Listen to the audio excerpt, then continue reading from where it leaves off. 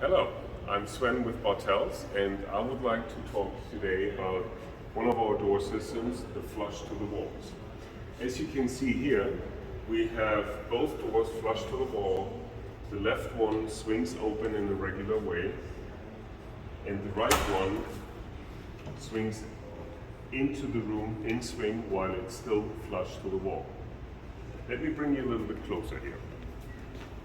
What you can see here is our aluminum frame, which is kind of invisible. It's finished up to, and we see our three-way adjustable concealed hinge, which we use on all our flush doors.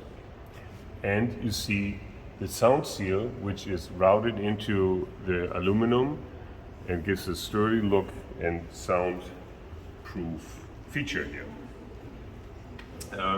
In addition, you see that the door is 64 millimeters or 2.5 inch thick to allow also 60 millimeter plywood to be applied here. Mortise. See the magnetic mortise with the lock. When you close the door, the magnet has been pulled out, and it's all engineered and manufactured in Germany. You see, it functions very well.